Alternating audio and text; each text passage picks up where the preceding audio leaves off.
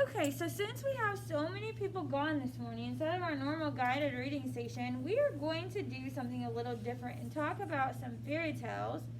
The fairy tale we're going to really focus on today is Hansel and Gretel.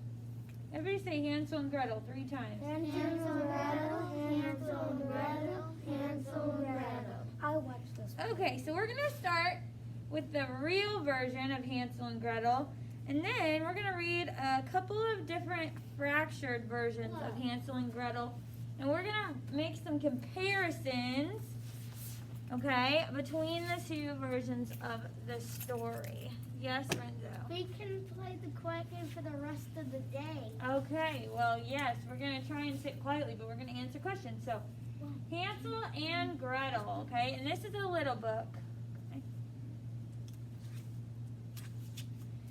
A woodcutter and his family came upon hard times. What's it mean if you come upon hard times?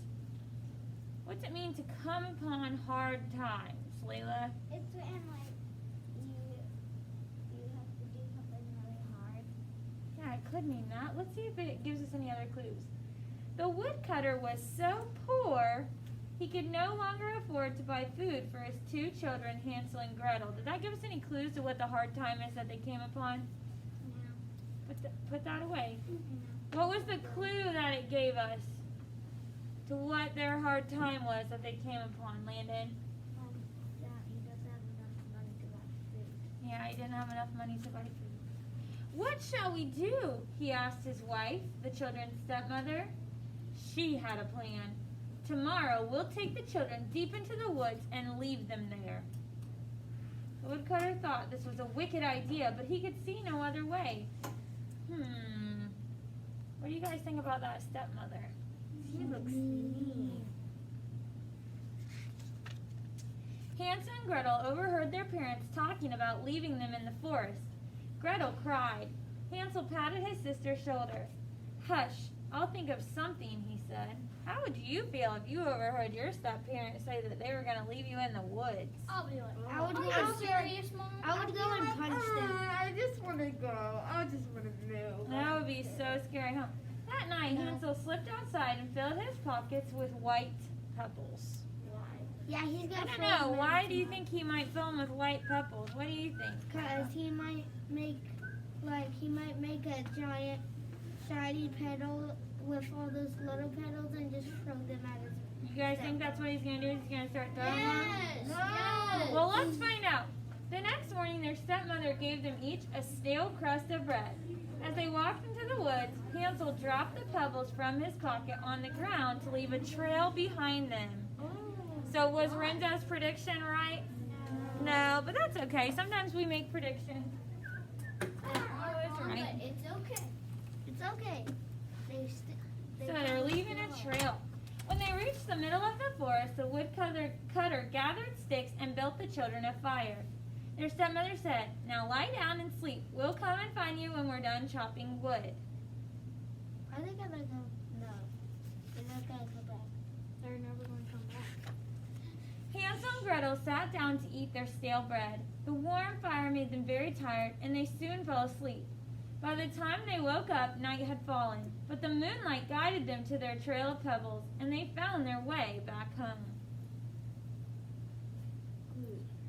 Oh yeah, they're gonna go back and say. What's going to happen when they get back? What do you think's going to happen? Connor? They're gonna say go back.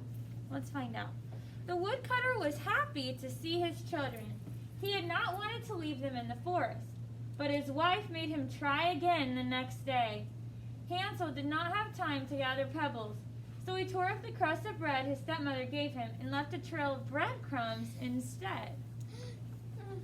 What might be a problem that would happen if you left breadcrumbs in the woods? Somebody will eat them. Oh, make sure you're raising your hand, Jonah. Some squirrel or something might eat them. Let's see if that's what happens. Once again, the children fell asleep by the fire. When they woke up, they searched in the moonlight for the trail of breadcrumbs. But birds had eaten them. Was that prediction right? Yeah. Did the birds eat the crumbs? Yeah. Lost and hungry, Hansel and Gretel wandered through the woods. On their 3rd day and the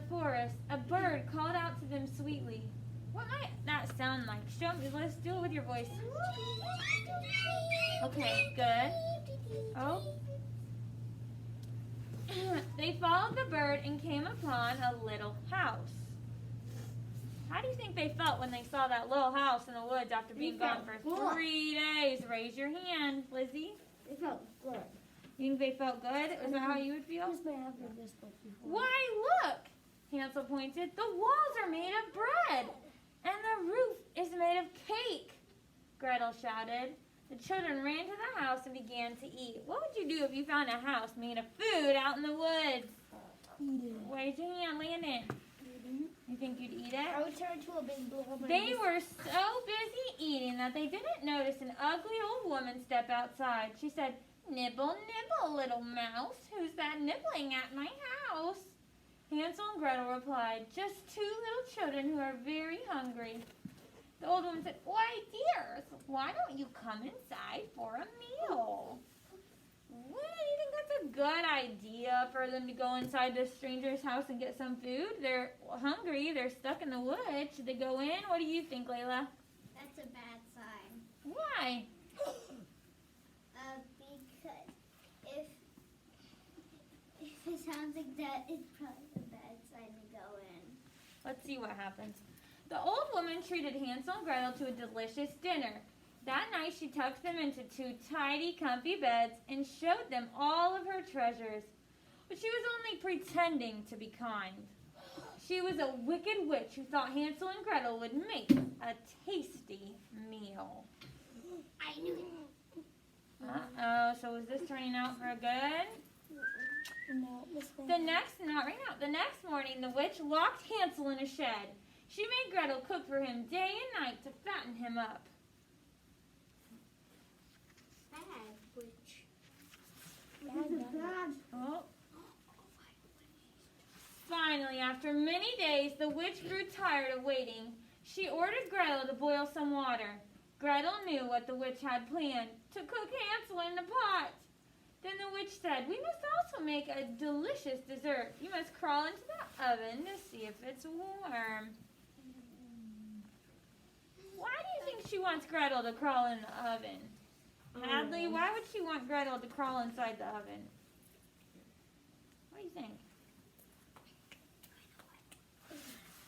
What do you think, Jonah?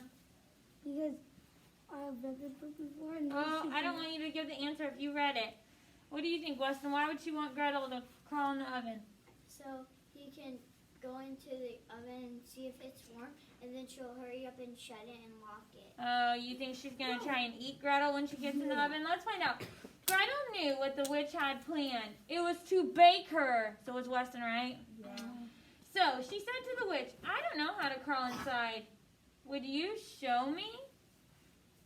The witch became angry. "Silly girl," she said, "there's plenty of room. Watch me." She's gonna get. Uh-oh. Let's see. What do you guys think is going to talk to a partner? What's going to happen to the witch?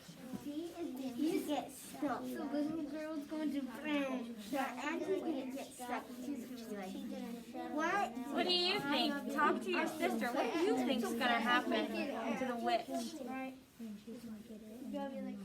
Okay, 5, 4, 3.